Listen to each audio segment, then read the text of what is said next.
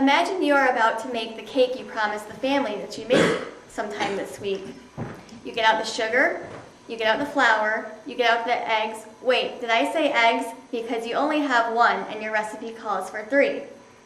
Maybe baking isn't your forte, but making sure that your wife or girlfriend feels special on your anniversary is, especially if you don't want to spot on the couch tonight instead of the bed next to her. The only problem is that you've never been good at all that mushy stuff. Seems as though you have a little problem. Perhaps your car barely made it to work today and home, giving you a big problem. How are you going to get to work tomorrow, seeing as how you have a huge presentation that you can't miss out on? If only there were a local mechanic close by that you could take your car to make sure that you could get to work on time tomorrow. All of these problems could happen to any one of us at any given time throughout the year. But the good news is there's a solution right around the corner, right down the street, oftentimes within walking distance. That solution, your local business. Unfortunately, local business is not just the American dream of thousands of Americans. It is a dying breed, as many are forced to close their doors due to financial crises. Businesses that used to prosper, like this strip shown here in its heyday, have now suffered a more degrading fate, like this closed business, and this one, and this one. Kind of sad, if you ask me. During the month of May alone of this year, Central Illinois Business Magazine listed a total of 221 bankruptcies, Chapter 7 and 13 combined. Central Illinois hits pretty close to home, if you ask me. It is a growing problem across America and could become the fate of our local businesses if we don't act now and begin supporting them immediately. Working at a local business myself, I see firsthand the joys that we bring to our customers and the benefits that we bring to the community. On a daily basis, I hear compliments about our store, how happy they are to have us here. Some come from surrounding areas, such as Hume or Newman, who have had their local grocery stores closed down. Believe me, they are very thankful to have us there. Today, I'd like to discuss the reasons why we should keep our business local. What are the benefits to you, the consumer, you may ask? Many of you are familiar with the benefits of convenience and location, and with gas prices such as they are, that's a good enough reason, if any, to keep our business local. But do local businesses offer anything else? Many may not realize, but keeping business local not only benefits the business itself, it also benefits the consumers in their pocketbooks and their interests. I asked a couple of local business owners about the types of benefits they give to their consumers to further answer this question. Debbie Hale, owner of the hair salon here in Chrisman, states, "You are more than a dollar or a number to us." She later goes on to say, "We also want your business, so we will fight for it. We are more likely to bend over backward to keep you at our salon. Would a large chain do that? No, because they have an abundance of people in and out every day." In other words, Debbie's trying to tell us that if you're looking for tip-top customer service, go to your local business.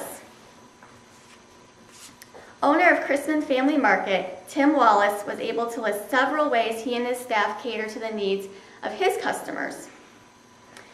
He states, "We have an older population in this town who sometimes don't have family around to help.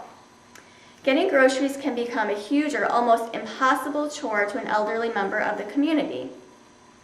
At the store, we help by personally carrying out groceries or even delivering to the house of someone who cannot leave.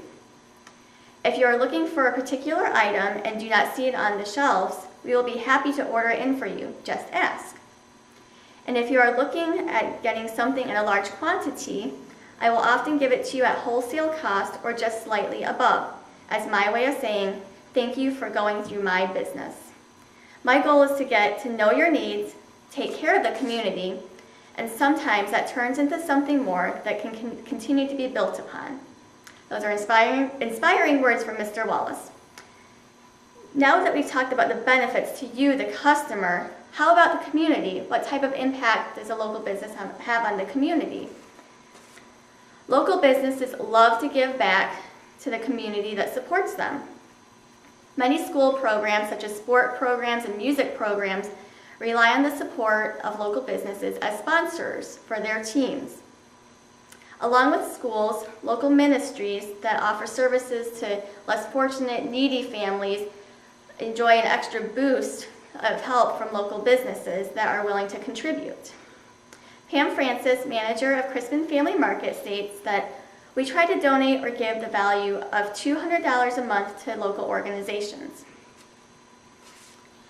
In an article called Small Business Lend More Support to Local Causes, it is stated by Dr. Patricia Fritschkoff, director of the Family Business Program at Oregon State University, that I have significant concerns about the loss of community dollars when local businesses close. Now that we've talked about the benefits of having a local business in town, let's talk about a more gloomy subject. What happens and what are the consequences when a local business closes and shuts its doors? What are some of the negative consequences to a local business closing? For one, unemployment would rise. In our county of Edgar, unemployment rates jumped up 2.7% from April 2008 to April of 2009. This is according to a study listed in Central Illinois Business magazine done by the Illinois Department of Employment Security and the U.S. Department of Labor. Also, home sales would continue to drop.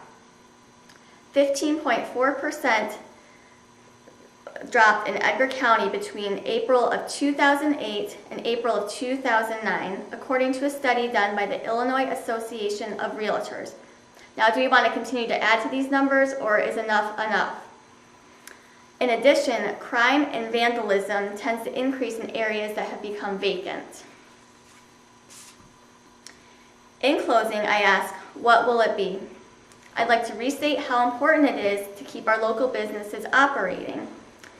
I have presented statistics, facts, and testimonies of local business owners who would love to keep your business and are willing to bend over backwards to please you. Do we want to continue to have the convenience of shopping in our own area while enjoying the support that local businesses lend to our local organizations? Or do we want to become another statistic on the map of areas who have suffered a poorer fate, much like the rundown pictures I showed you earlier in this presentation? I can tell you from being around customers on a daily basis about the benefits that we provide to the community, and that closures to our local businesses would be almost devastating. But it is not totally up to me. Now it is up to you. It's your money and your community. Spend it where it counts.